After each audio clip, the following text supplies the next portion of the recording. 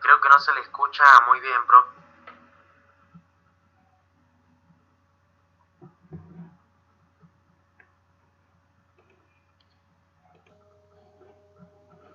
Sí, sí, sí. Sí, ahora sí. Hola, hola.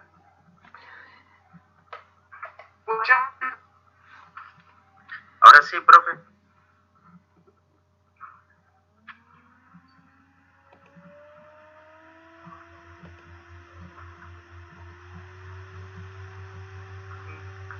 Bueno, voy a compartirles, estando conexión ahora porque voy a ir al máximo, sobre todo la pantalla. ¿Están viendo ahí? Hola. Sí, se corta un poco el audio. ¿Alcanzan a ver los apuntes ahí? No, no se ven. ¿O no? Hola. Sí, no se ven los apuntes.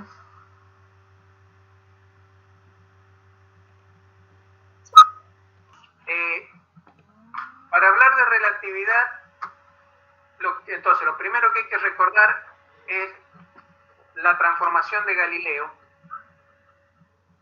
que es la transformación de coordenadas entre sistemas inerciales, sistemas de referencia inerciales, en la física clásica. La situación normal que siempre vamos a tomar para relacionar coordenadas entre sistemas inerciales es considerar dos que se mueven uno respecto del otro como movimiento rectilíneo y uniforme con velocidad v, como está escrito acá. Fíjense que abajo he indicado v o' o para decir que es la velocidad de o' de o. Son dos observadores esto. Acuérdense que los sistemas de coordenadas representan cada uno de estos sistemas que hace las observaciones, las mediciones. Entonces, bueno, tenemos dos sistemas sistema sin primar y sistema primado.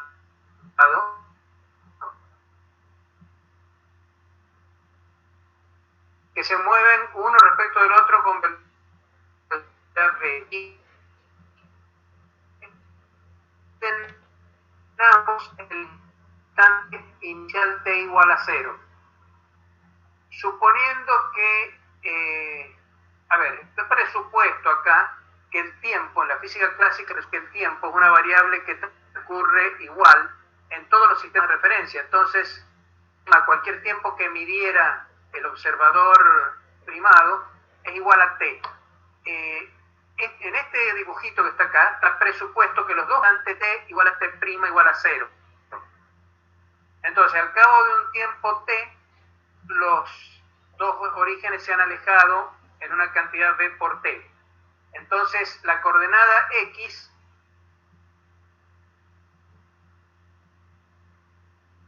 de un sistema y la coordenada x' del otro, como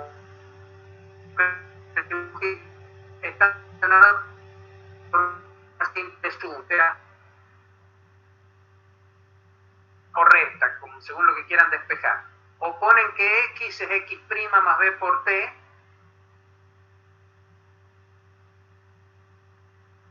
sumando estos dos segmentos que aparecen acá en el dibujo, ponen que x es x menos b por t. Esa es la transformación de coordenadas de Galileo, móvil. pasar es esto de esta acá. Es esta fórmula 52. Esto es lo que se llama la transformación de igualdad de dos tiempos, que T' es igual a T.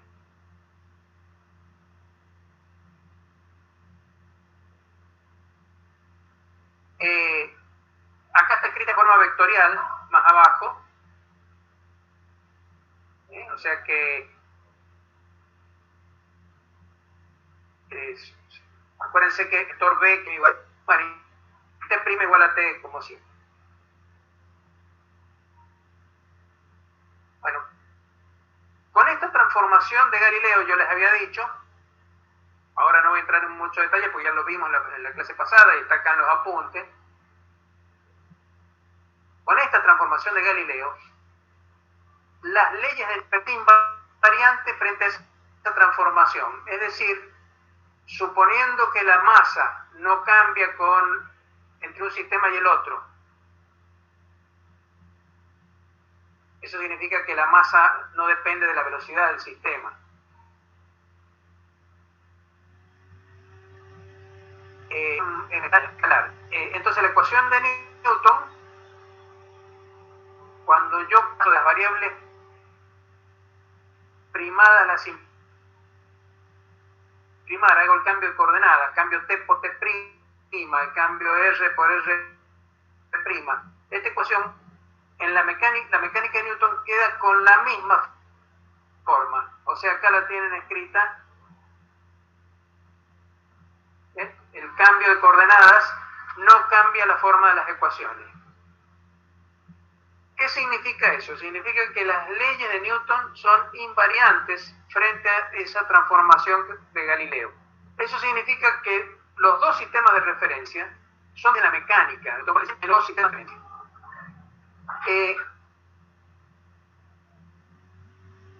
Ahora, con el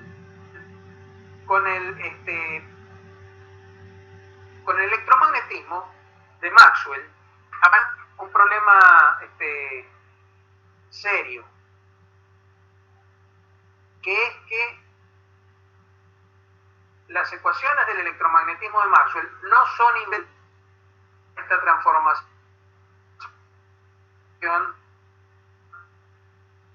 de Galileo, sino que escribió un señor llamado Lorentz y que vamos a deducir dentro de un si eso plantea un problema. Si la transformación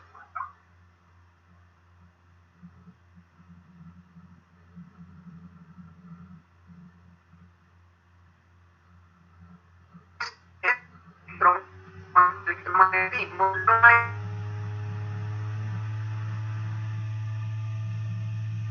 un principio de relatividad. Las leyes del electromagnetismo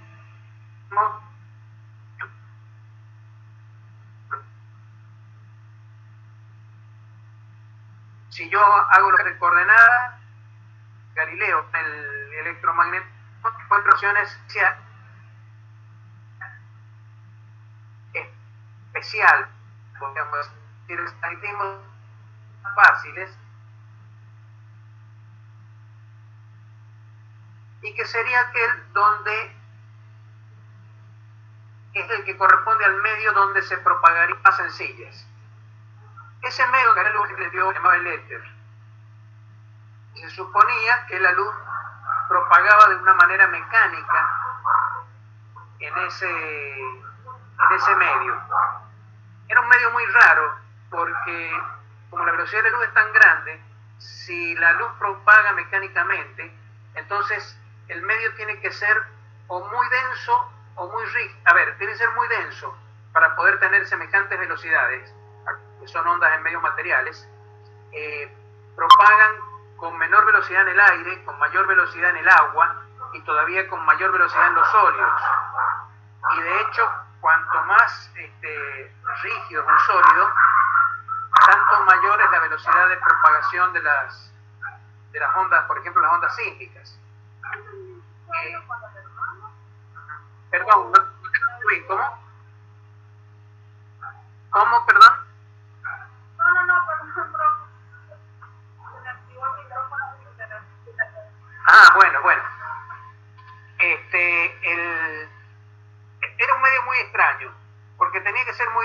pero no detenía el paso de los planetas, no se notaba que los planetas se frenaran. Además tenía que ser un medio muy rígido, porque como transmite ondas transversales, que son las ondas electromagnéticas, que son transversales. ¿Cómo se sabía que son transversales? Bueno, porque hacía tiempo que se conocía el fenómeno de la polarización, la ley de Malus y esas cosas que ustedes han visto en onda.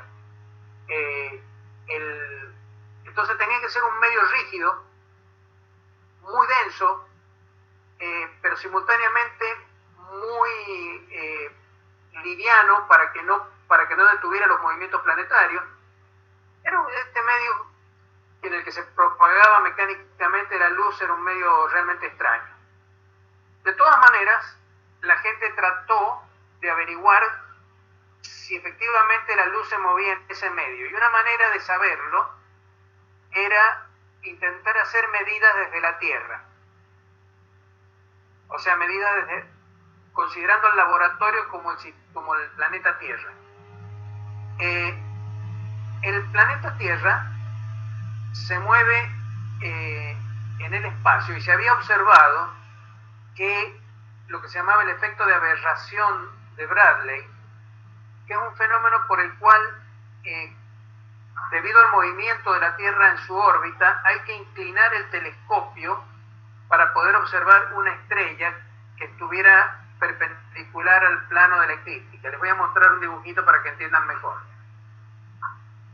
Está bastante al final de esto, ya les muestro.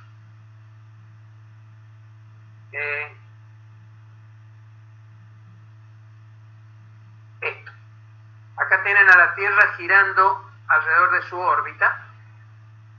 Si hay una estrella ubicada en el plano, en la dirección perpendicular a la órbita de la Tierra, el telescopio tendría que ponerse en esa dirección, pero resulta que no. Para poder ver la estrella hay que inclinarlo a un ángulo alfa.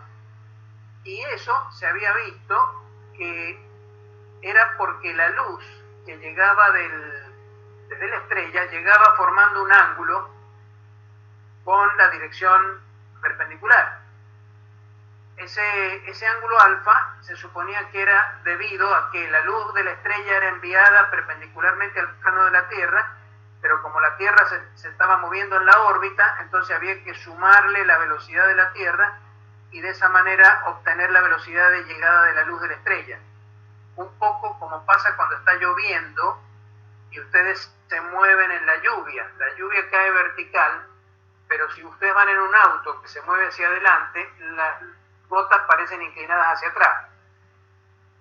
Bueno, la ley de suma de velocidades de Galileo permite encontrar el movimiento relativo, entonces, y encontrar el valor del ángulo alfa. Si uno conoce la velocidad del movimiento de la Tierra y la velocidad de la luz, que se conocía ya en esa época, un señor llamado Roemer lo había medido, había hecho la primera medición astronómica de la velocidad de la luz, y después se habían hecho mediciones con espejos giratorios y ruedas dentadas.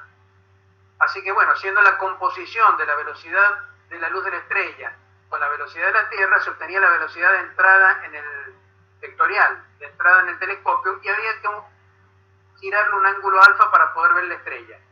Por supuesto, 6 meses después la velocidad se invertía, la velocidad de la Tierra se invertía, y entonces el telescopio había que inclinarlo en la dirección contraria.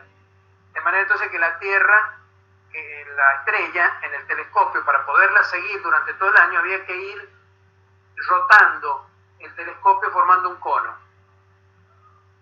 Bueno, la abertura de ese cono, el ángulo alfa, ¿sí?, se sale con la velocidad del planeta Tierra, B, acá, y la velocidad de la luz, C, y salía este valor. Esto estaba observado. Entonces se suponía que la Tierra se movía respecto del éter, pero se decidió hacer experiencias dentro del laboratorio de la Tierra, dentro del propio planeta Tierra, para tratar de encontrar ese movimiento respecto del éter. Y ese fue el experimento de Michelson-Morley, que fue un experimento de interferencia con un interferómetro de 2 brazos perpendiculares, donde uno de los brazos se orienta en la dirección de la velocidad de la Tierra respecto al éter y el otro perpendicularmente. Entonces los rayos de luz se van a tener que mover con diferentes velocidades. Si se mueven, vamos a mostrar eso.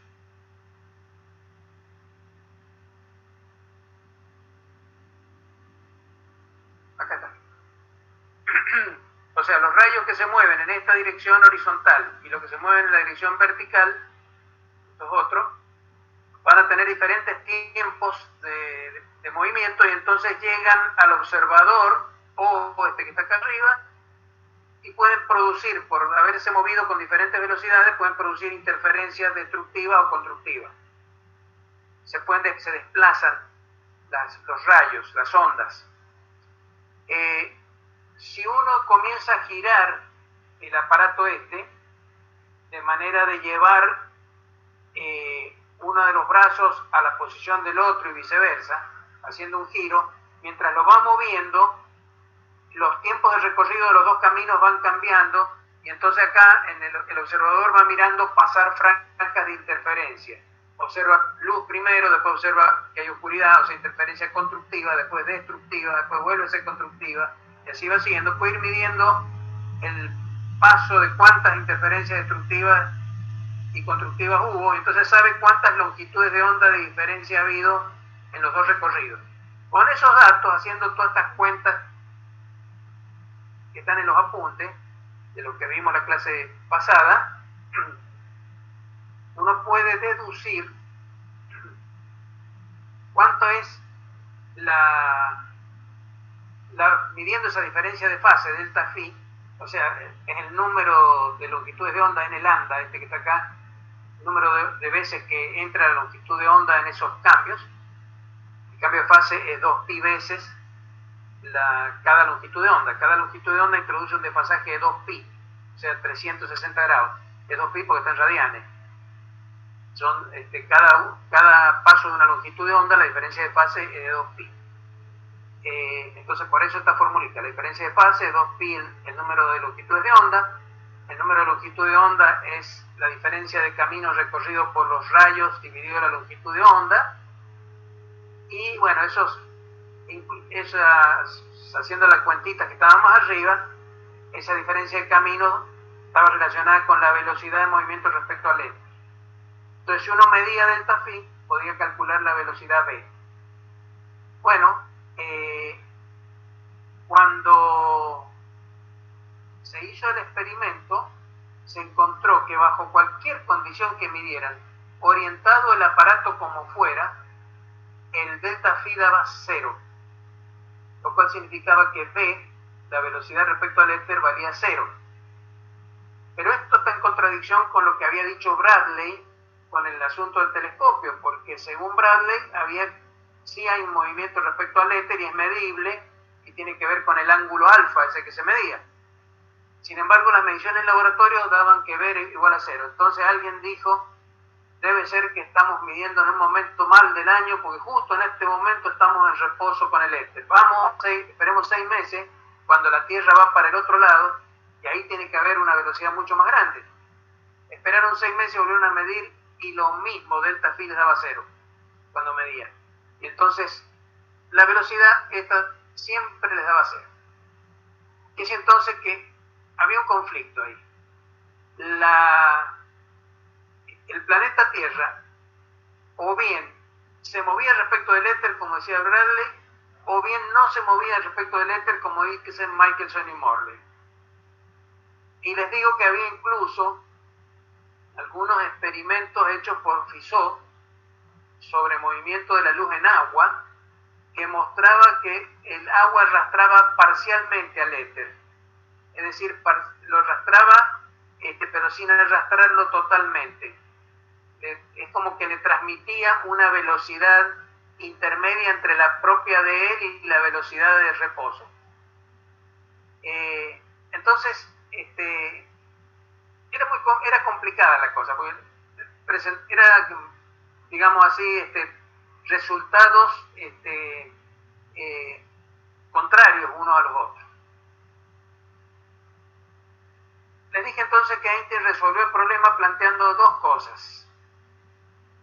Una, que la velocidad de la luz es un invariante universal que es independiente de la velocidad de su fuente es independiente de la velocidad del observador y que la luz tiene siempre el mismo valor en todos los sistemas de referencia y en todas las direcciones del espacio. Se llama principio de invariancia de la velocidad de la luz. Y lo otro que planteó Einstein es que es imposible detectar el estado de movimiento de un sistema por medio de experimentos de cualquier tipo hechos adentro de ese sistema. En particular, los experimentos hechos con electromagnéticos que obedecen a las leyes de Maxwell, efectivamente mostraban que no había manera de saber, sobre todo este asunto de que la velocidad de la luz es la misma siempre, en todos los sistemas de referencia. Entonces, eso significa que las ecuaciones de Maxwell son las mismas en todos los sistemas de referencia. Quiere decir entonces que hay un principio de relatividad para el electromagnetismo, y como las ecuaciones de transformación que hacen invariante el electromagnetismo son esas transformaciones de Lorentz, quiere decir entonces que esas son las transformaciones que deben ser correctas. Pero entonces eso significa también que las transformaciones de Galileo no son correctas y hay que modificarlas, y además hay que modificar toda la mecánica newtoniana que se basa en esas transformaciones, en la transformación de Galileo. O sea, había un conflicto. Vamos a ver, por acá había un dibujito que yo hice. Había un conflicto entre el electromagnetismo de Maxwell, la mecánica de Newton y el principio de relatividad. ¿Por qué? Si la mecánica de Newton era válida y el principio de relatividad era válido, entonces las transformaciones de Galileo son las adecuadas. Ahora bien, si el electromagnetismo de Maxwell es válido y el principio de relatividad, como les digo, es válido para el electromagnetismo, entonces las transformaciones de Lorentz son las válidas. Si no hay un principio de relatividad, es decir, si existe un sistema de referencia absoluto respecto, que sería el de la luz, respecto del cual definir los movimientos, es una especie de sistema de referencia privilegiado en el universo. Si existiera entonces, si no fuera válido este principio de relatividad, entonces podrían valer simultáneamente la mecánica newtoniana, el electromagnetismo, pero tendría que haber un éter, es decir, un medio donde propagaran las ondas electromagnéticas. Sin embargo, este éter, que es lo que se buscaba, nunca se encontró. Quiere decir entonces que, borrado el éter, hay un conflicto entre cuál de estas transformaciones son válidas para que haya un principio de relatividad. ¿Qué es lo que hay que modificar? Bueno, lo que dijo Einstein es, hay un principio de relatividad, ese que enuncia en su teoría, el electromagnetismo de Maxwell es válido, y lo que hay que modificar es la mecánica newtoniana. Y por supuesto, no son válidas las transformaciones de Galileo, ni existe el éter. Es decir, toda la parte superior de este gráfico que tengo acá, toda esa parte superior deja de ser válida dentro de la teoría de la relatividad. Justamente Einstein hizo la teoría de la relatividad para el electromagnetismo. Volvamos entonces ahora a esos dos principios fundamentales. Acá está. Bueno, vamos a ver ahora cómo esos principios permiten encontrar justamente las transformaciones adecuadas de coordenadas. Entonces,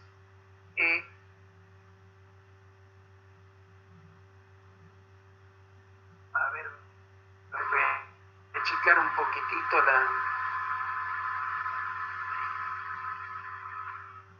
ahí está. Tomen dos sistemas de referencia, el primado y el sin primar, de manera que que tienen por supuesto sus orígenes en el tiempo t' t igual a t' igual a 0. Y que se mueven uno respecto de otro con velocidad v. Entonces esto que he dibujado acá a la izquierda es la situación en el instante inicial. Al cabo de un tiempo t, ambos sistemas se han separado. El sistema sin primar es el sistema que vamos a considerar en reposo, el otro que se está moviendo hacia la derecha. Ahora, dice Einstein que la velocidad de la luz en ambos sistemas no depende de cómo se esté moviendo, en ambos sistemas vale c por t.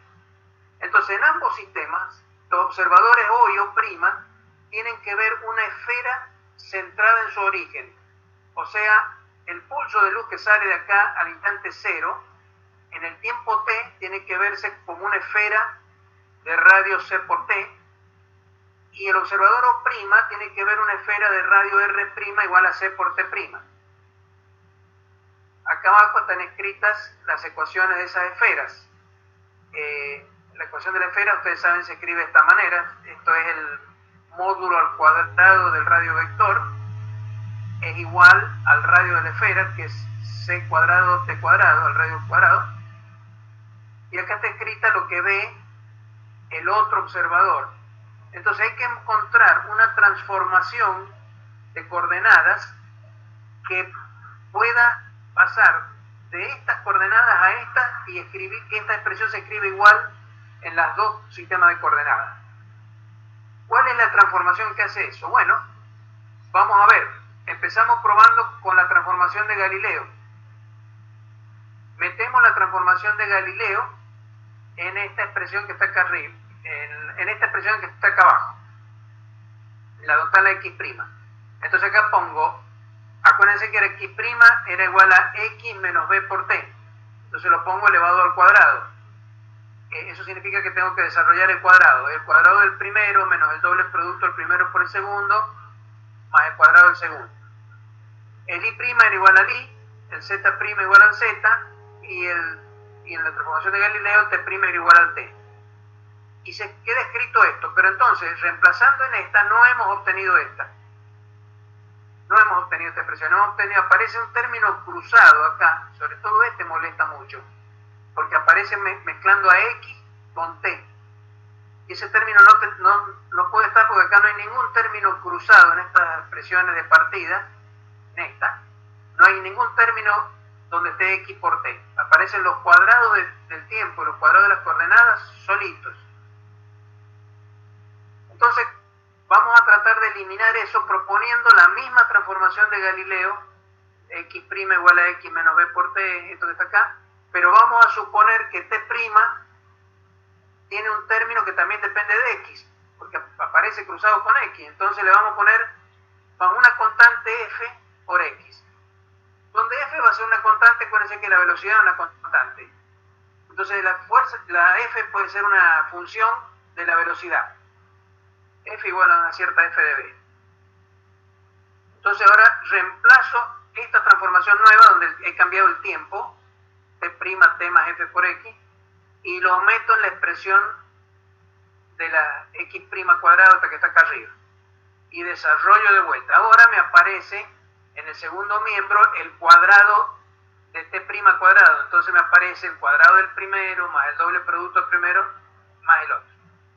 Y veo que me aparece acá también un término que es x por t. Entonces elijo f de tal manera que se me anule con el término x por t que aparece acá, del otro lado.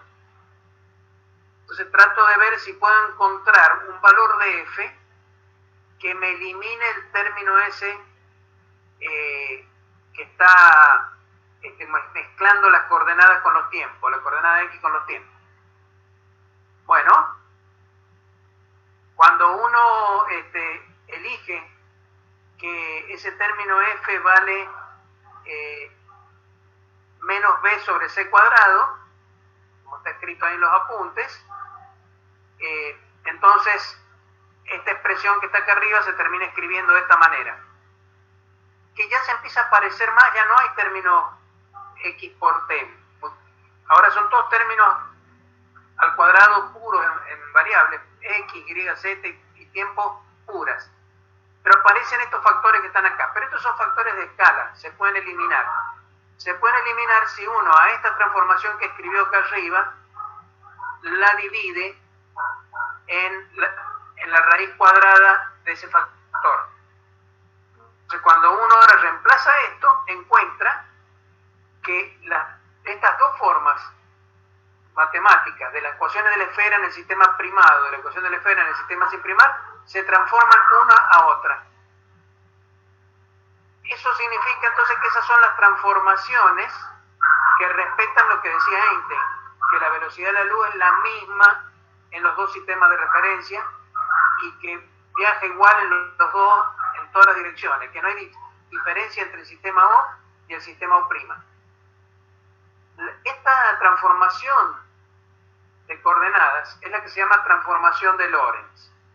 Esta es la regla que vincula las posiciones y ahora los tiempos también con las coordenadas y tiempos de un sistema entre dos sistemas.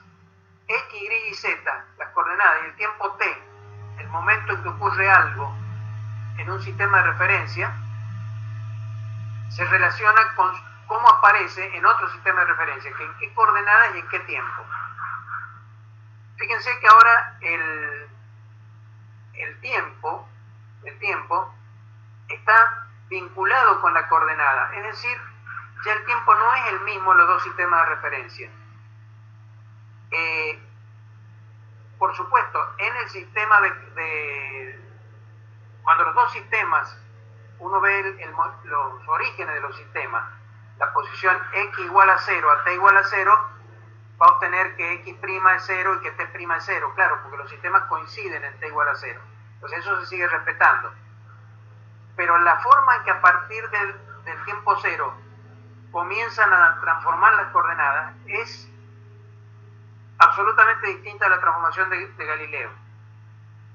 No es tan complicada, es parecida a la transformación de Galileo, pero sí es complicada en la parte del tiempo, modifica el tiempo. Hay unas maneras más compactas de escribir estas mismas ecuaciones usando una notación que es muy usual, es llamarle beta al cociente de la velocidad de movimiento de los sistemas dividido la velocidad de la luz. Es decir, beta es la velocidad medida en unidades de velocidad de la luz. Si beta vale 2, eso significa que la velocidad es 2 veces la velocidad de la luz. En realidad beta no puede valer más de 1, porque si no, estos denominadores donde aparece la raíz cuadrada, si beta es mayor que 1, se vuelve imaginario. Y entonces las coordenadas x', y', z' y t' dejan de ser reales, lo cual significa que no se pueden medir. Después podríamos hablar sobre qué ocurre cuando una cantidad física en una fórmula deja de ser real y pasa a ser imaginaria. Eso significa que no se puede medir más, porque los valores reales que tiene una variable, puede ser posición, tiempo, se miden con un dado instrumento de medida.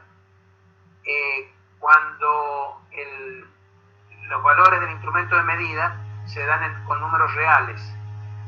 Cuando una variable pasa en una fórmula de tener valores reales a valores imaginarios, eso significa simplemente que el instrumento de medida ya no sirve para medir eso. Entonces no existe directamente esas cantidades. Entonces usamos la notación de que beta es b sobre t y hay un factor gamma, que es este factor 1 sobre la raíz cuadrada de 1 menos b cuadrado sobre c cuadrado, y entonces la transformación de Lorentz queda escrita de una manera mucho más compacta que esta que está acá. Imagino que ustedes pueden ver este puntero que yo estoy usando, ¿no es cierto? La flechita. Sí, bueno, está bien, porque yo estoy señalando acá y espero que se vea allá. Perfecto. Estas fórmulas, cuando la cantidad beta, esta que está acá, que es b sobre c, o sea, tiende a 0, o sea, cuando las velocidades b de los sistemas de referencia son muy chiquitas respecto de la velocidad de la luz. B se hace chiquitita, entonces esa cantidad de beta tiende a 0. Entonces, en esta expresión de abajo, el término en X se va, el factor gamma vale 1, porque si B sobre C es despreciable, lo podemos despreciar y gamma queda 1 sobre raíz de 1, que es 1. Entonces T' queda igual a T. Acá arriba no podemos tirar este término que tiene beta, aunque se haga 0. ¿Por qué? Porque aparece el producto beta por C, que no es otra cosa que el valor B. Entonces ahí no estoy comparando B con C, porque no aparece el cociente. Aquí abajo sí, porque aparece beta sobre C. Entonces es B sobre C cuadrado. Acá está apareciendo B sobre C. Pero en esta otra acá arriba, beta por C es B directamente. Entonces no lo puedo tirar acá porque no está comparado B con C. Acá. Entonces el gamma vale 1. Entonces esto queda X menos B por T. ¿Y qué se recupera? La transformación de Galileo. ¿Qué significa eso? Que la transformación de Galileo es el caso límite de la transformación de Lorentz para bajas velocidades. Eso significa también que la mecánica de Newton va a ser una buena teoría a bajas velocidades. Yo les decía a ustedes, esa es la razón por la cual podemos seguir enseñando la mecánica newtoniana en la escuela secundaria, porque los problemas que se enseñan cuando se da física en ese nivel, en general son problemas referidos a bajas velocidades y la teoría de Newton sigue siendo válida a bajas velocidades. Entonces, para decirlo de alguna manera, hay gente que sostiene que la teoría de Einstein destruyó la mecánica newtoniana. No es así. Si eso hubiera ocurrido así, no tendríamos que enseñar más la mecánica newtoniana. Lo que hizo fue ponerle los límites de validez a la mecánica newtoniana. La mecánica newtoniana, la transformación de Galileo, las leyes de suma de velocidad de Galileo, y todo eso es válida en la medida en que las velocidades sean bajas comparadas con la de la luz. En particular, el efecto de aberración de Bradley es uno de esos casos porque la velocidad que tiene la Tierra en su movimiento orbital no es demasiado grande comparado con la velocidad de la luz.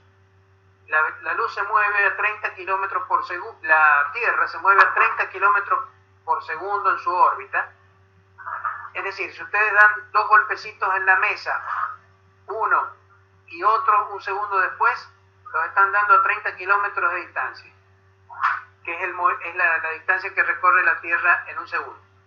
Entonces, si es 30 kilómetros por segundo dividido 300.000 kilómetros por segundo, entonces el experimento de aberración de Bradley se puede resolver, la observación de Bradley de que hay que inclinar el telescopio se resuelve con la ley de suma de movimientos de Galileo clásica. Por eso la fórmula de Bradley funciona bien. Bueno, ese es un límite. Hay otro límite, que es el caso que se llama ultrarrelativista, que es cuando la cantidad beta, esa, se hace muy próxima a 1. Eso significa que la velocidad es muy próxima a la velocidad de la luz. O sea, 1 menos beta, la cantidad 1 menos beta, como beta es muy próximo a 1, se hace mucho menor que 1. Y entonces la cantidad 1 menos beta cuadrado la podemos aproximar como 2 por 1 menos beta. 1 menos beta cuadrado aparece, fíjense acá, en el factor gamma. Entonces gamma lo podemos reemplazar por 2 por 1 menos beta a la menos 1 medio. En fin, podemos aproximar las fórmulas de transformación en el caso ultrarrelativista. Uno también puede tener la transformación de Lorentz inversa. A ver, acá hemos despejado x', y', z' y t' en función de x, y, z y t. O sea, hemos obtenido, conocidas las coordenadas y tiempo del sistema sin primar, hemos obtenido los valores de coordenadas y tiempo en el sistema primado para un dado suceso. O sea, a ver si entienden bien cómo funcionan estas transformaciones de coordenadas. Hay algo que aparece en el sistema sin primar en la posición X, Y y Z en el instante de tiempo T. Eso se llama un suceso. Hay un suceso en el sistema O.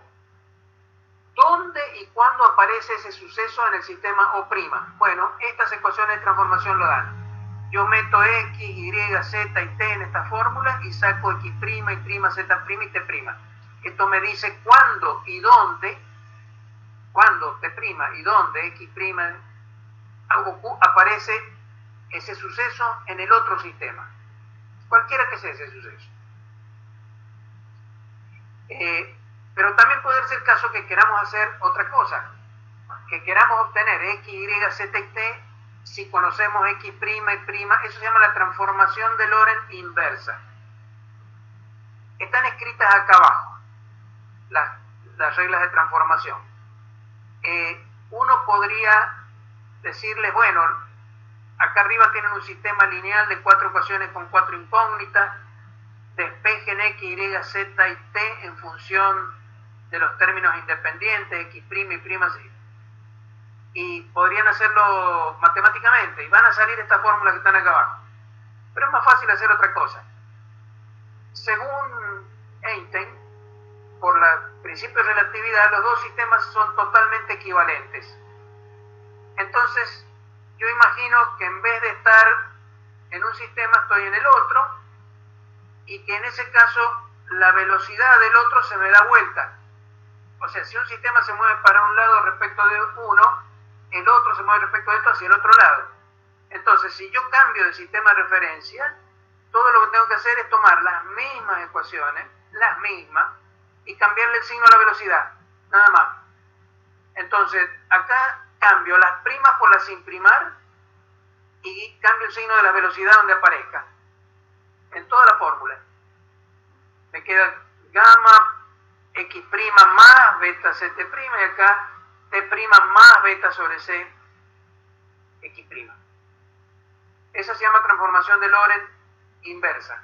Estas dos transformaciones son las que permiten ir de un sistema a otro y volver para atrás. Les voy a dar un pequeño ejemplo de uso de las transformaciones de Lorentz. Vamos a calcular la aberración de la luz, pero haciéndolo con las transformaciones de Lorentz y no con las de Galileo, como hizo Bradley. Bradley obviamente ni sabía de esto, porque Bradley es del año 1700 y pico. Entonces, estamos hablando de un siglo y medio antes de Einstein.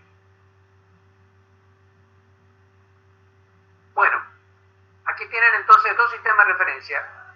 Uno es el sistema sin primar, donde está colocada la estrella E, en el sistema sin primar, y el otro el sistema de la Tierra, que es el sistema primado, que se mueve con velocidad v hacia la derecha. Acá está dibujado el instante cero, por decirlo de alguna manera, cuando los orígenes son coincidentes.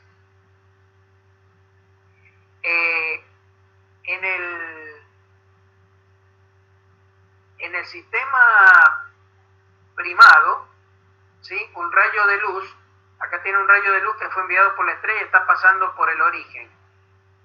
Pero visto en el sistema de la Tierra, ese rayo de luz aparece con una trayectoria inclinada hacia adelante, así como está dibujado acá. O sea, en contra del movimiento que tiene la Tierra respecto del sistema de la estrella. Las ecuaciones de movimiento del rayo de luz que está pasando por el origen de coordenada en t igual a 0, en el sistema sin primar, en el sistema de la estrella, o sea, el rayo de luz va con la velocidad de la luz en forma vertical. Entonces las ecuaciones son las siguientes. La coordenada X vale 0 en ese sistema. Acuérdense que el sistema O es el sistema en reposo, entre comillas, siempre, porque, como les digo, o sea, no hay un sistema preferencial. Si yo me parara en la Tierra, debería mover para el otro lado. Pero si lo consideramos en reposo, tenemos la luz que viaja en la dirección vertical, está pasando por el origen de coordenadas. Las ecuaciones de movimiento son las siguientes. Que X es 0.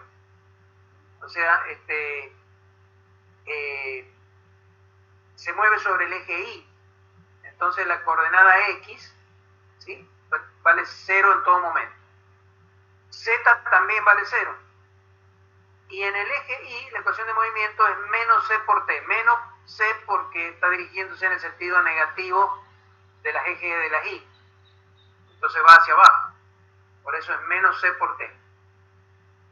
Esta es la ecuación de movimiento al tiempo T. En el sistema sin primar. La luz esta salió de la estrella en un tiempo T anterior, negativo, de valor negativo, y entonces la estrella está ubicada en una posición positiva, porque acá hay un signo menos, es muy allá, muy lejos, está muy lejos sobre el eje positivo de la Y. Pero a tiempo cero el rayo de luz está pasando por el origen de coordenadas. Ahora tomamos la transformación de Lorentz. ¿Alguien quiere unirse, chicos? A ver, aguántenme un momentito.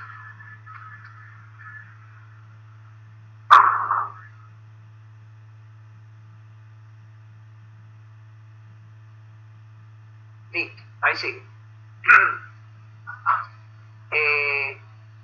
Espero que no se haya desconectado nada. Bueno, entonces tenemos las ecuaciones estas. Las meto en usamos las transformaciones ahora de Lorentz.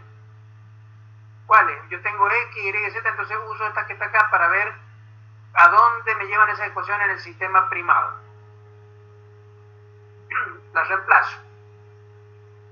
Entonces, por ejemplo, el X', me fijo en la fórmula de Lorentz y veo que X era 0, habíamos dicho. Entonces este no está. Entonces el X' queda menos gamma beta CT, que es lo que está escrito acá. El Y' es el Y, que es menos CT. Y el Z' es Z, que vale 0. Y el T', tengo acá, el X vale 0, entonces gamma T. T' es gamma T. Entonces ahora tengo T' como gamma T. Yo puedo irme a la primera ecuación, a esta, y donde tengo gamma por T, reemplazo por T'. Y tengo entonces la ecuación de movimiento expresada X' en función de T', la ecuación de movimiento en el eje X', y acá también en el eje Y'. Yo puedo sacar T de acá, despejarla en función de T', meterla en esta ecuación, y tengo el movimiento en función X' en función de T', e Y' en función de T' también. Entonces fíjense que ahora aparece movimiento en X' y en Y'. En el primer caso el único movimiento estaba en Y, en el sistema donde estaba la estrella, pero desde la Tierra aparece movimiento en el eje X' y en el eje Y'. Esos dos movimientos, o sea, hay dos velocidades ahí que ustedes las pueden calcular, porque tienen X' en función de T' y Y' en función de T'.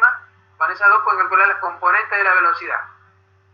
El ángulo alfa, se puede medir como el cociente entre las componentes X' e Y', o como la relación de velocidades, que es lo mismo. Si lo calculan con la velocidad les va a dar lo mismo. Y cuando lo hacen les va a dar que es gamma por beta. O sea, B sobre C, que es beta, por gamma, que es 1 sobre la raíz cuadrada. Esta expresión es la misma que tenía Bradley para el caso de velocidades pequeñas. Cuando el cociente B sobre C, como es el caso de la Tierra, en el movimiento de la Tierra y la velocidad de la luz, que esto es pequeño, entonces es despreciable en el denominador. El denominador vale 1 prácticamente. Entonces, en el límite de baja velocidad se recupera el resultado de Bradley. Ahora, fíjense, acá yo he calculado lo que valen las componentes de la velocidad de ese rayo de luz en el sistema primado. Como les dije, reemplazan acá, ponen T', hacen la derivada acá, bueno. La componente C' es menos B. Y la componente C'X'. Y la C'I' resulta ser menos C sobre gamma. Cuando ustedes calculan ahora el módulo del vector velocidad de la luz en el sistema primado, el sistema primado, el del sistema de la Tierra, el resultado que les queda es de nuevo la velocidad de la luz C. O sea que C' es igual a C, lo cual no es otra cosa que el segundo postulado de Einstein de que la velocidad de la luz es la misma en todo sistema de referencia.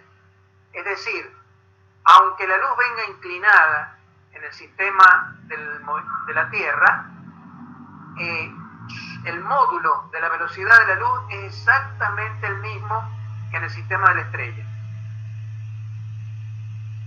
Bueno, sobre...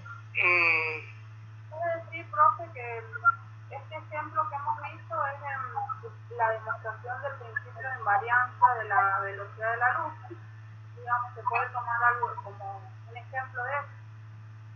A ver, no es una demostración del principio porque los principios no se demuestran. Los principios de una teoría son las cosas que se aceptan. O sea, uno ya lo puso de entrada. Lo que está mostrando esto es que trabajando con las transformaciones de Lorentz se respetan esos principios que pusimos a la entrada. Significa que no hay incoherencias, no hay inconsistencias teóricas adentro de la teoría de la relatividad. Porque si hiciéramos un cálculo relativista y encontráramos con que la velocidad de la luz sale mayor que C o menor que C o distinta de C, entonces ahí sí tendríamos un problema. Significa que la teoría no está bien planteada. Pero significa que estas transformaciones llamadas de Lorentz son correctas. Los resultados que se obtienen son compatibles con los principios de la teoría de la relatividad como corresponde. Simplemente es mostrar eso. Pero sí, o sea, es una comprobación de que la relatividad es coherente. Aunque pasa como con la mecánica cuántica. Aunque resulte extraña, esas teorías nos van a resultar extrañas. ¿Por qué? Porque están lejos de nuestra experiencia cotidiana. Pero aún así, estas teorías son coherentes internamente, que es lo único que interesa dentro de la física. Que la teoría tenga coherencia interna y que explique adecuadamente los fenómenos que se observan. Si esas dos... Sí. Ay, disculpa que lo interrumpa. Usted dijo que la teoría newtoniana es válida para velocidades bajas. Sí. Más o menos, ¿hasta qué velocidades aceptan esa teoría? Mira, más ponele por caso, eso depende de lo que uno quiera hacer, pero hasta una centésima parte de la velocidad de la luz no hay problema. Eso es bastante.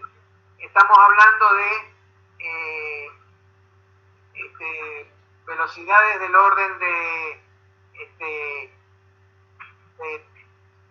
3.000 kilómetros por segundo. Claro. Que es mucho. Sí, muchísimo. Sí. 3.000 kilómetros por segundo es muchísimo. Imagínate que los satélites artificiales se mueven a velocidad de unos 28.000 o 30.000 kilómetros por hora. Demoran 1 hora y media más o menos en dar vuelta a la Tierra, si no están muy altos, ¿no?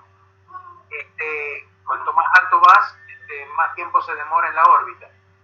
La Luna, por ejemplo, tiene una órbita muy alta, entonces demora 1 mes en dar la vuelta a la Tierra.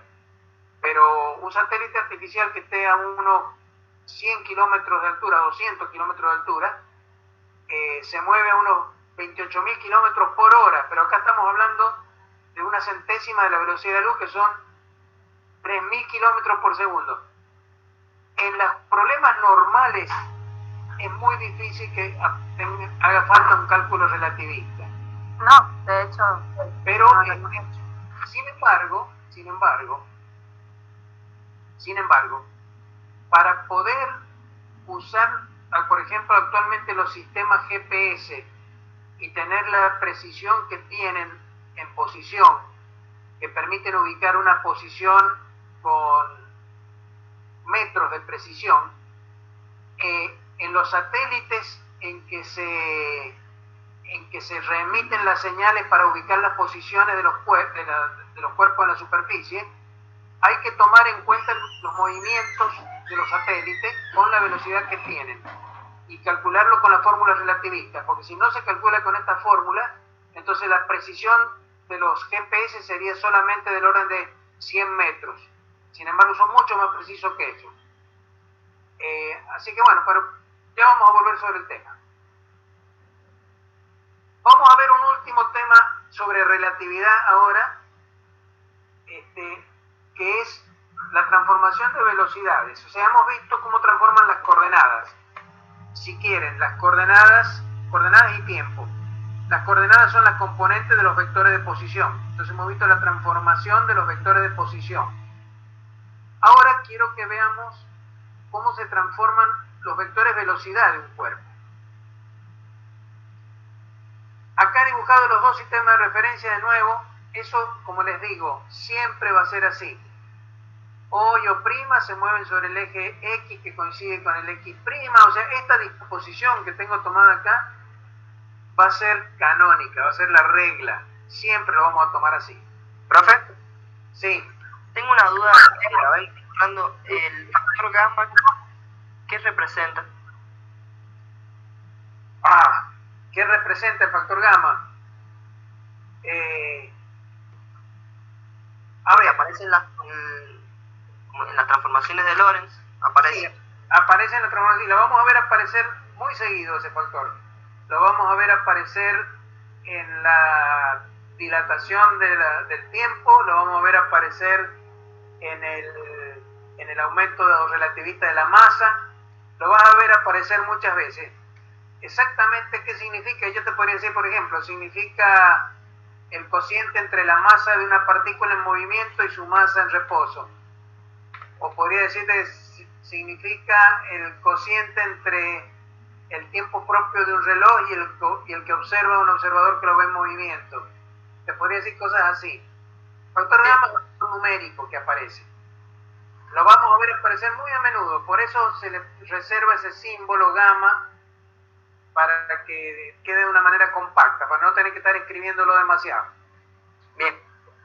Lo bueno es lo siguiente, que como la velocidad en la teoría de Einstein estamos trabajando con sistemas inerciales, entonces el movimiento entre los sistemas es rectilíneo y uniforme, y entonces la velocidad v es una constante, tanto como vector como módulo.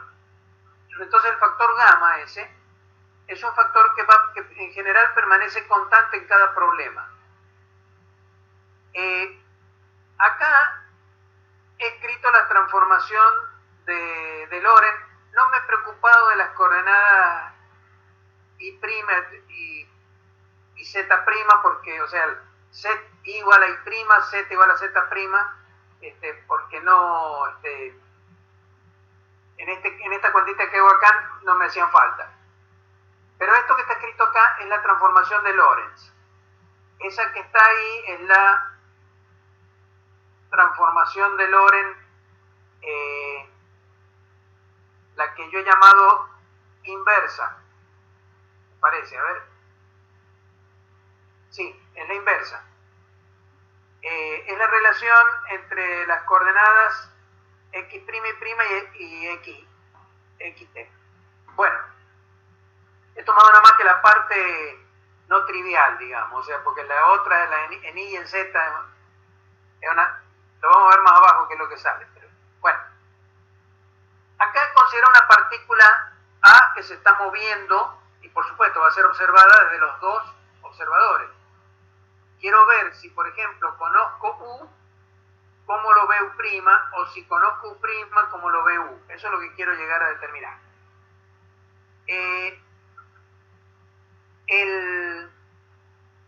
Yo las velocidades, les dije, de las partículas, B voy a reservarla para el movimiento relativo de los sistemas de referencia.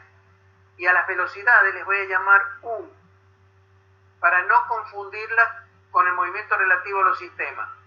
Es decir, el factor gamma depende de B y el beta depende de B, no dependen de U. Pero quiero ver cómo se transforma esa velocidad U. Entonces, yo considero dos eventos que distan en el movimiento de la partícula A, vista en el sistema primado. Cuando se mueve de una posición a otra, la posición cambia en diferencial de X'. Y ese cambio le lleva un tiempo diferencial de T'. Yo puedo, calculando el diferencial de esta fórmula que está acá arriba, calcular cuánto vale el diferencial de la coordenada X, viendo que se relaciona con el diferencial de la coordenada X' y el diferencial de la coordenada T' mediante esta formulita que está acá. Hago el diferencial de X, gamma es una constante, queda por el diferencial de X', gamma beta C es una constante, me queda por el diferencial de T'. A ver, cuando ustedes tienen una suma de esta especie, a ver, habría que hacerlo en realidad con variables, es un problema de varias variables, o sea, la variable X depende de X' y de T'. Esto que está acá, gamma, es la derivada parcial de X respecto de X', gamma, y esto otro que aparece acá es la derivada parcial de X respecto de T'.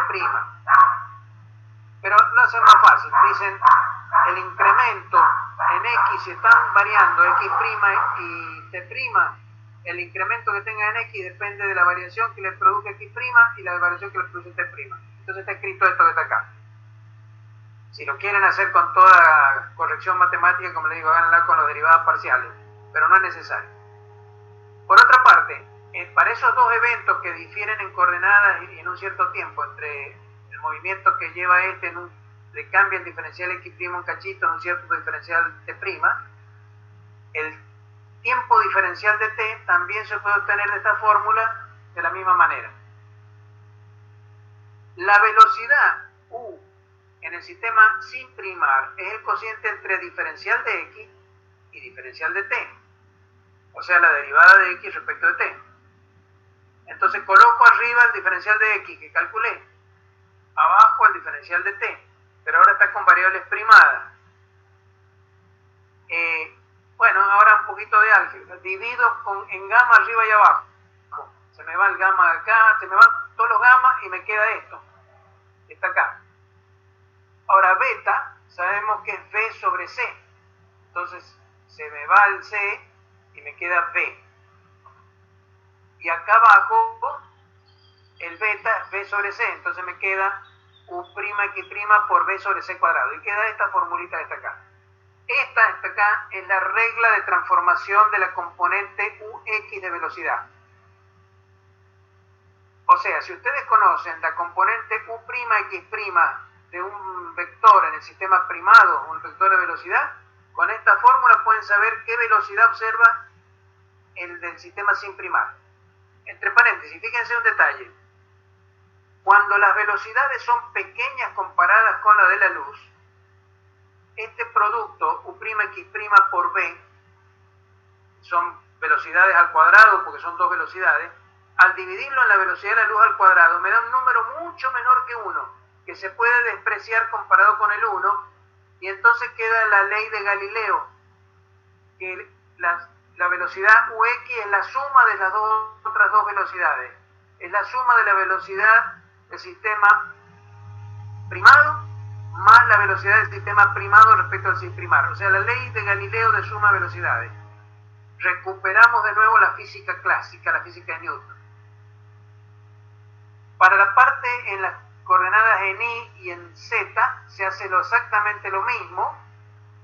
Ahora es diferencial de Y, que es diferencial de U', pero dividido en diferencial de T', que lo tenemos acá.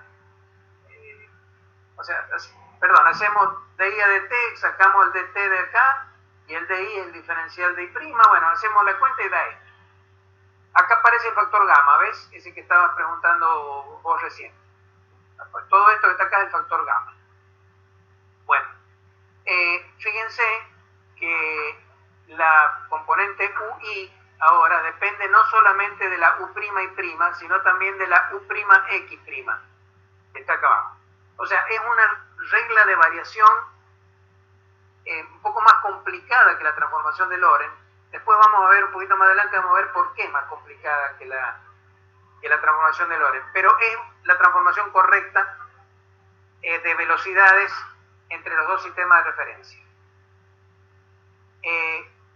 Bueno, yo acá voy a parar en este punto. A ver, podría terminar mostrándole esto. La ecuación esta de acá arriba, que les dije recién, ustedes pueden escribir la U'X' es la velocidad de A respecto de O'. La B es la velocidad de O' respecto de O. Entonces, esa fórmula la pueden escribir así. Esta forma escrita así, que reemplaza a la de Galileo, la de Galileo era igual que esta, salvo que acá abajo aparece donde estaba el denominador pero ahora aparece el denominador.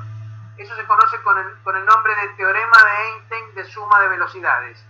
Es la regla de Einstein para sumar velocidades que están en un mismo sentido, todas sobre el eje X. Y también pueden obtener la transformación inversa con el mismo truco fácil que les enseñé hace un ratito. Cambian las cosas primadas por las sin primar y le cambian el signo a la velocidad. Con eso ustedes tienen las fórmulas de transformación entre los dos sistemas de referencia.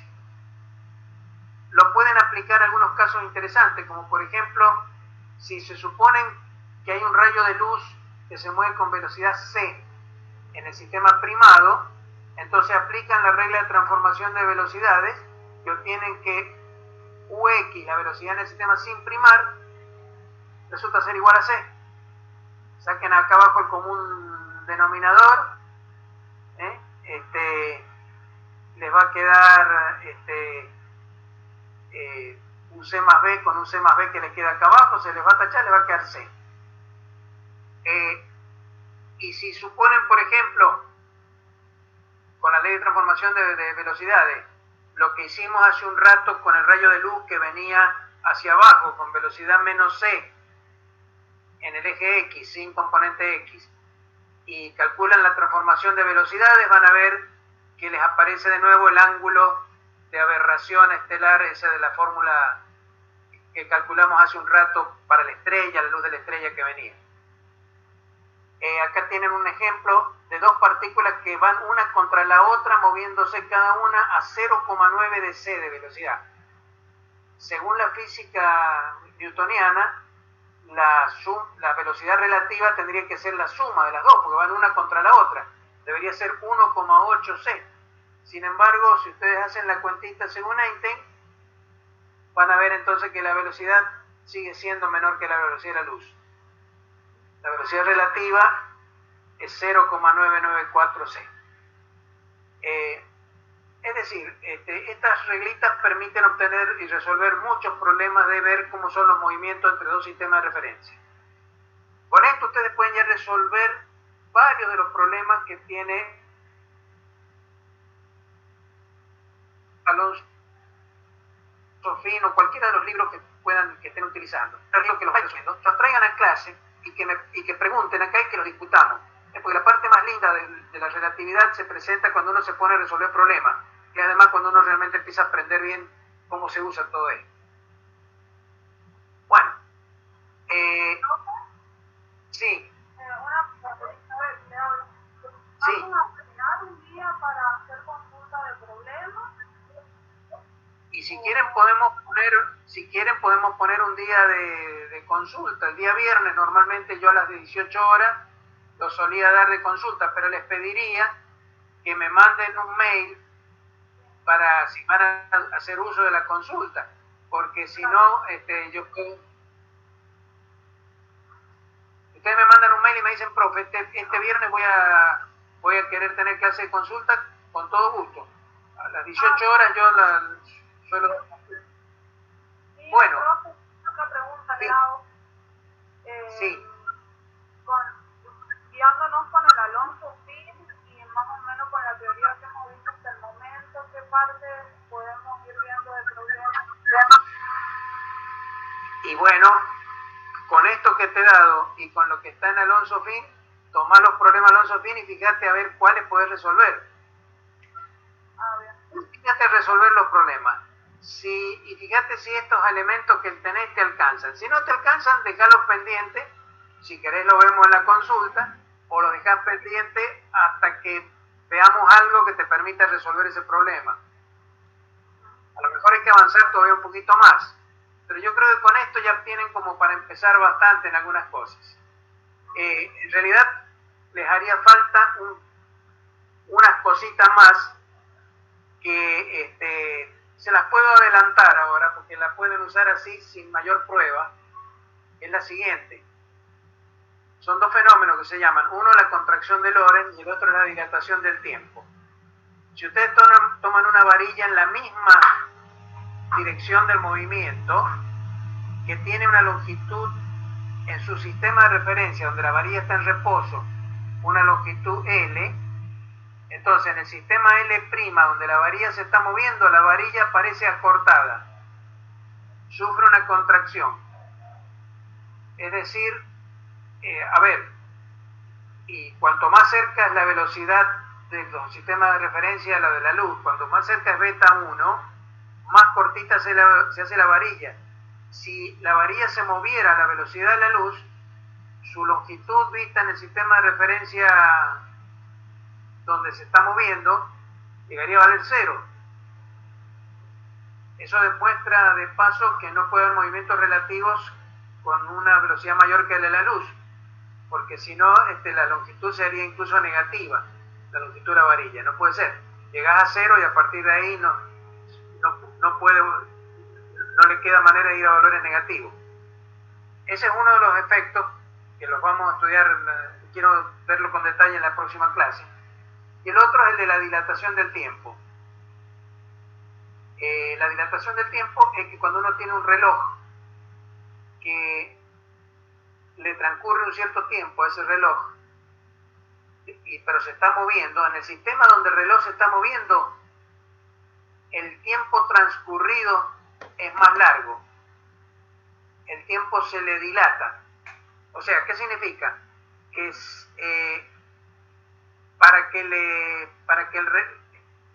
supónganse que tengo un reloj, donde el reloj está quieto conmigo, pasa una hora, marca una hora el reloj. Ahora, ese mismo reloj visto desde afuera, desde un sistema donde el reloj se está moviendo, o sea, ahora estoy en un sistema donde el reloj se está moviendo. Cuando el reloj marca una hora, el tiempo que ha pasado en el sistema de referencia donde lo estoy viendo ha sido de 2 horas o 3 horas. Y sin embargo, el reloj lo veo como marcando solamente una hora. Ese es el efecto de dilatación del tiempo. Tenemos que estudiar más en detalle, no te preocupes porque lo vamos a volver a ver bien. Pero eso serían las dos cosas que a lo mejor en los problemas les piden, porque les piden trabajar con esto en forma directa. Hay otra cosa que también en los problemas les va a hacer falta y tiene que ver, voy a ver si puedo, sin que se pierda esto, voy a ver si puedo presentar otro archivo que tengo. Permítanme, voy a sacar y voy a tratar de poner el otro archivo.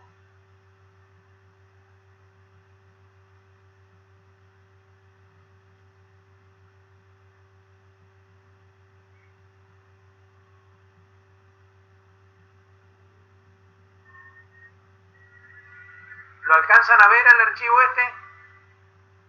Sí, profe. Sí, bueno, lo voy a agrandar un poquito.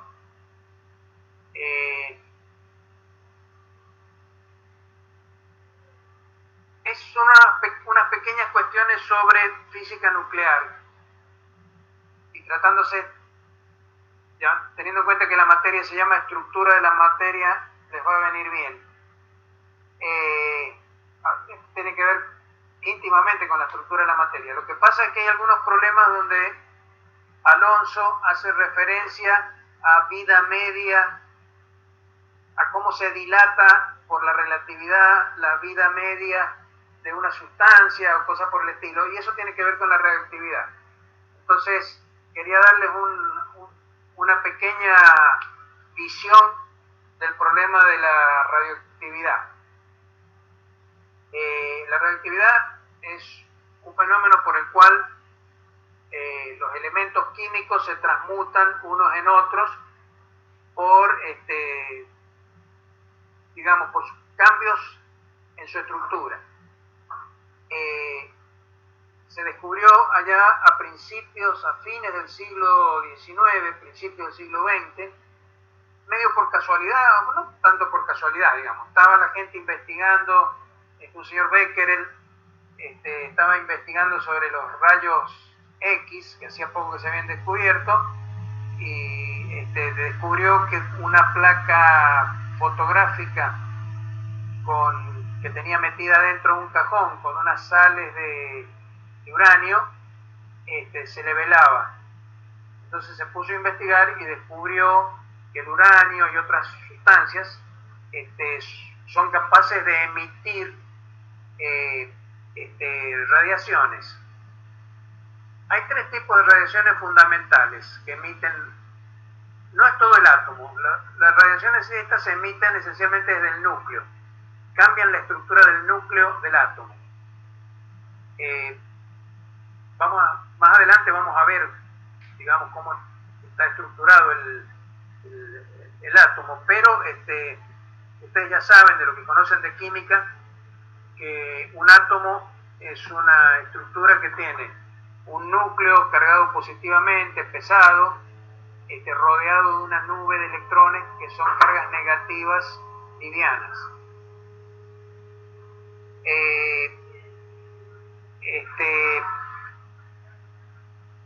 Bueno, entonces es una propiedad de los núcleos la radioactividad. Existen tres tipos de formas de radioactividad por las cuales un núcleo puede pasar a ser otro tipo de núcleo, que se llaman alfa, beta y gamma. En realidad el gamma no cambia el tipo de núcleo, pero es un tipo de emisión de partículas, es emisión esencialmente de radiación electromagnética, la radiación gamma. Pero las radiaciones alfa y beta son la emisión de un cierto tipo de partícula nuclear que cambia el núcleo. La partícula alfa es una partícula cargada positivamente, pesada, es un núcleo de helio, para ser más precisos, formado por 2 protones y 2 neutrones.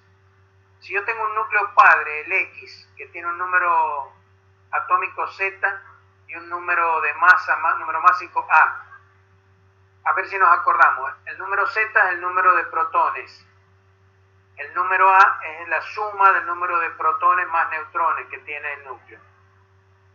Cuando emite una partícula alfa, se transforma en un núcleo hijo que tiene 4 partículas, 2 neutrones y 2 protones, y entonces se pierden 2 cargas, pasa a ser Z-2, y se pierden, el número másico pierde 4 unidades, pasa a ser A-4. Ese es el núcleo hijo, y se emite un núcleo de helio, ¿sí? Perdón, creí que alguien preguntaba algo. La radioactividad beta, lo que ocurre es que la beta menos es que se emite un electrón. Como la carga eléctrica se conserva, eso significa que hay un neutrón que se ha transformado en protón. Entonces la carga, el número Z pasa a ser Z+1. Pero como no cambia el número total de protones y neutrones, el número másico sigue siendo A. Cuando se produce la radioactividad beta positiva, es la emisión de la antipartícula del electrón, que se llama positrón. Eso significa que un protón ha perdido una carga positiva y se ha transformado en un neutrón. Entonces disminuye el número Z y el A queda igual. Hay otra cosa que se llama captura K, que es muy interesante, que es que en los átomos, todos los átomos tienen más o menos el mismo tamaño, o sea, alrededor de 10 a la menos 10 metros, un antro. Si alguien tiene prendido el micrófono, si lo puede apagar, mejor, gracias. Les decía,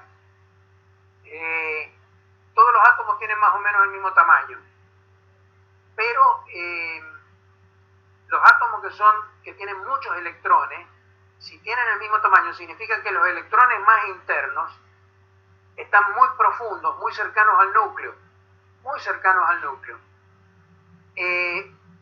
Las famosas orbitales, las nubes esas electrónicas que se forman en el átomo, algunas veces entran adentro del núcleo, y el núcleo, por ahí si es un núcleo inestable, puede tener ganas de capturar un electrón y se come un electrón de la capa más profunda, que es la capa K.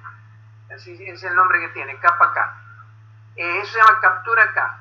Cuando ocurre eso, al comerse un electrón, un protón se transforma en neutrón. O sea, tenemos una relación de este tipo. Y queda un agujero en la capa K. Ese agujero normalmente es cubierto por un electrón que cae desde más arriba, se produce una emisión de una radiación gamma, y bueno, es un tipo de transformación nuclear muy interesante, porque es un núcleo que se come los electrones de su propio, un átomo que se come sus propios electrones. El núcleo del átomo se come los propios electrones de las órbitas. Es un tipo de radioactividad especial, pero es de este tipo también. Finalmente la gamma es nada más que un núcleo que está excitado y se desexcita, como si fuera un átomo pasando de un nivel de energía a otro, y emite un fotón, emite luz, en definitiva gamma. La radiación gamma es parte del espectro electromagnético.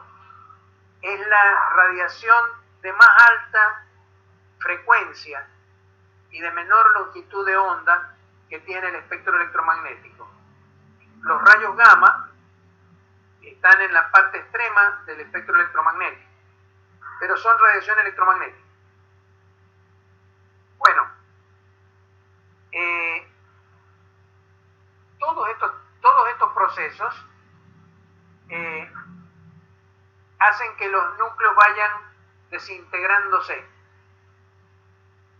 Acá vamos a ver la ley del decaimiento radioactivo, que es lo que me interesaría que vieran. Lo primero que hay que tener claro es lo siguiente, que los núcleos no se hacen viejos.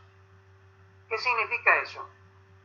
Si yo tengo un núcleo radioactivo que hace 1 millón de años atrás tenía una cierta probabilidad de desintegrarse, pero consiguió llegar vivo hasta la actualidad sin desintegrarse, en la actualidad tiene la misma probabilidad de desintegrarse que tenía hace 1 millón de años atrás. O sea, no se ha puesto más viejo, es como si estuviera igual de joven que hace 1 millón de años atrás. O sea, los núcleos o se mueren pero no envejecen, tienen siempre la misma probabilidad. No pasa lo mismo con los seres humanos. Por ejemplo, ustedes tienen una probabilidad bajísima de morirse dentro de los próximos 30 años. En cambio yo no. O sea, yo tengo mucho más probabilidad de morirme dentro de los próximos 30 años.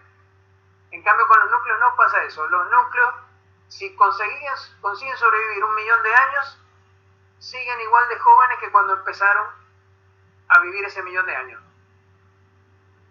Bueno, la probabilidad esta que escribo acá, le pongo su probabilidad a priori. Quiero aclararles que este archivo ya se los mandé esta tarde para que lo tengan. Así que lo tienen ahí en algún lugar, en la casilla de correo. La probabilidad, yo le llamo probabilidad a priori a la que se obtiene a través de un cálculo teórico. Por ejemplo, si se habla de una moneda, uno dice que cara y seca tienen una probabilidad 1/2 de salir cada una. ¿Por qué? Porque se supone que es una moneda que no es tramposa, que es una moneda donde cara y seca son exactamente iguales. En la práctica, a lo mejor no es exactamente 1/2 la probabilidad, porque a lo mejor la cara y la seca son grabados diferentes, entonces hay un poquito más de peso, un microgramo más de peso de un lado que del otro, y entonces la moneda a lo mejor no cae de la misma manera de un lado que del otro en una fracción mínima. Pero desde el punto de vista teórico, si la moneda es exactamente simétrica, entonces la probabilidad debería ser 1/2. Un dado tiene una probabilidad a priori 1/6 para cada cara, porque tiene 6 caras que se supone que son todas idénticas. En la práctica tampoco es así, porque la cara que tiene 6 marcas tiene 6 agujeritos, y la parte que tiene una sola marca tiene uno solo, entonces no son exactamente iguales las caras. Pero a priori, después está lo que se llama la probabilidad experimental. La probabilidad experimental, ¿cuál es? La que sale de hacer el experimento. Tomo la moneda y la empiezo a tirar, y me fijo cuántas veces de las que tiré salió cara, salió seca. Deberían ser iguales que las probabilidades a priori. No siempre es así, pero deberían ser iguales. La probabilidad experimental es la que a ustedes les enseñaron como número de casos favorables sobre el número de casos posibles. Cociente de casos que se dan en un dado experimento a favor de un dado proceso, sobre el total de casos que se analizó. Bueno, hecha esa aclaración sobre probabilidades, como los núcleos no envejecen, la probabilidad que tienen de desintegrarse en un intervalo de tiempo entre t y t más diferencial de t no depende de t. Como les digo, puede ser 1.000.000 de años atrás o puede ser ahora, solo depende, para esa probabilidad de desintegrarse, del intervalo de tiempo delta t. O sea, puede tener una cierta probabilidad para integrarse dentro de 2 días, dentro de un año. Entonces depende de delta t, pero no del instante a partir del cual se cuenta. Entonces, esa función de probabilidad a priori de desintegrarse es una función solo del intervalo de tiempo. Entonces acá está escrito como un desarrollo en serie de potencia. Esto se llama serie de Taylor o serie de Maclaurin, la tienen que haber estudiado en matemática. Una función de una dada variable se puede desarrollar como una serie de potencias. Por ejemplo, el seno de x es igual a x menos x cubo sobre 3 factorial más x quinta sobre 5 factorial, en fin, como una serie de suma de potencias de la variable que se extiende hasta el infinito. Bueno, acá he escrito entonces el desarrollo de esa probabilidad de desintegración que tiene un núcleo en serie de potencias. Cuando el intervalo tiende a 0, la probabilidad debe valer 0. Entonces eso significa que el primer término tiene que ser 0. Si tomo delta t igual a 0 en toda esta expresión, para que la probabilidad pueda ser 0, este primer término tiene que anularse. Y si consideramos intervalos de tiempos pequeños, la probabilidad de un diferencial, que delta t sea un elemento diferencial, muy chiquitito, entonces en este desarrollo en serie de potencia, las cosas que están al cuadrado, al cubo, a las potencias superiores a 1, son despreciables. Entonces, la probabilidad esa resulta ser el P'0, que le voy a llamar lambda, y el delta t pasa a ser diferencial de t, y como es diferencial de t es un diferencial, a la probabilidad de desintegración en ese intervalo corto le voy a llamar diferencial de p. Entonces, la probabilidad diferencial en un intervalo diferencial de tiempo para desintegrarse un núcleo es proporcional al tiempo. Bueno, esa constante se llama constante de decaimiento radioactivo, la lambda es. Acá tienen un dibujito en colores mostrando eso que les quería decir.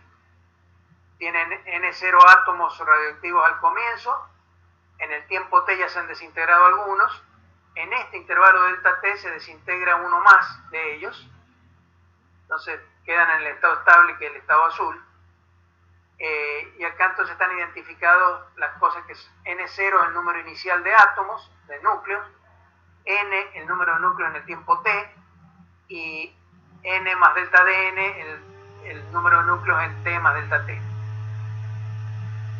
Bueno, la probabilidad, entonces esta diferencial de p, que es lambda por diferencial de t, también tiene que ser igual a la probabilidad experimental, la probabilidad empírica, que es el número de núcleos que se han desintegrado en el tiempo delta t, que son diferencial de n, acá en el dibujo lo pueden ver, en este tiempo diferencial de t, el diferencial de n, la cantidad de núcleos que se han desintegrado, dividido el número total de átomos que existe en ese momento, que es n. O sea, en el momento donde comienza el intervalo de tiempo delta t. Entonces, el diferencial de probabilidad también es diferencial de n sobre n. Diferencial de n, el número de casos favorables para la desintegración, número de casos que se desintegraron, dividido n, que es el número total de átomos que tenía al comienzo del intervalo. Le pongo el signo menos acá porque el número de átomos está disminuyendo, entonces el diferencial de n es negativo, pero la probabilidad tiene que ser positiva. Ahora, igualo las dos probabilidades, la probabilidad a priori, esta que tomaba acá arriba, lambda diferencial de t, con esta probabilidad empírica, tiene que ser la misma. Entonces tengo la probabilidad empírica a la izquierda igual a la probabilidad a priori. De acá despejo dn sobre n, integro ambos miembros y tengo la ley que me da la dependencia del número de átomos radioactivos con el tiempo. Es una ley exponencial decreciente. Eso significa que si empiezo con n0 átomos a t igual a 0, pues queda e a la 0 que es 1, entonces n igual a n0, al cabo de un tiempo t tengo un número menor de átomos, es n0 por un número que es menor que 1, que es la exponencial esta en el tiempo que sea. Esta es la ley de decaimiento radioactivo. Cualquier tipo de decaimiento radioactivo decae con esta misma ley. Y cuando veamos mecánica cuántica vamos a ver que esto es justamente una ley universal porque depende de las leyes cuánticas universales. Entonces esto vale para el decaimiento alfa, el beta, el gamma, vale incluso para los procesos que tienen que ver con los estados ópticos de los átomos. Por ejemplo, no sé si ustedes han visto unas virgencitas que les venden, que ustedes las iluminan y durante la noche brillan toda la noche. Bueno, esos son sistemas que se llaman fosforescentes. Ustedes cuando la iluminan le proveen un número N0 inicial de estado excitado y después durante toda la noche con un cierto lambda, una cierta probabilidad de decaimiento, van emitiendo de vuelta los fotones que absorbió los átomos, y entonces se ve iluminado, están emitiendo luz toda la noche con esta ley que está acá. Bueno, más adelante pueden ustedes ver cómo se calcula la vida promedio que tienen sabiendo cómo se produce, con qué ley se produce el decaimiento, uno puede calcular, la ley probabilística, puede calcular lo que se llama la vida media que tiene un núcleo. Cuando uno hace ese cálculo, resulta ser la inversa de la constante de desintegración, la vida media. Que es la vida media estadística, o sea, es la suma de los tiempos de vida de los núcleos por la probabilidad correspondiente, dividido la suma de todas las probabilidades. Acá está escrito, son estas integrancitas. Después mírenlo ustedes con detalle. Lo que importa acá es esto, que la vida media, o sea, lambda, la cantidad lambda, esa que se llama constante de decaimiento radioactivo, tiene que ver con la vida media. Bueno, esto no importa. Lo que está más abajo no importa. Pero lo tienen ahí para si lo quieren leer. Con estas cosas yo creo que ya pueden resolver algunos problemas de Alonso Pic. Bueno, yo llegaría hasta acá, si a ustedes les parece, y el jueves nos volvemos a ver. Bueno, profe. ¿Quedó todo claro o hay dudas que tengan? ¿Alguien que tenga dudas?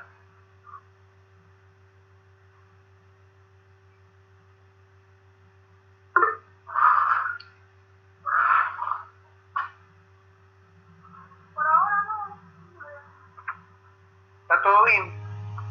Sí, por ahora sí, ya capaz cuando nos pongamos a hacer ejercicios que se nos salga. Bueno, Cualquier cosa le avisamos, profe. cualquier cosa me avisan, ustedes ya saben, se contactan por mail o incluso por ahí podemos ver si les mando mi celular para que si quieren hacer alguna consulta así la puedan hacer. Bueno, Bueno, gracias.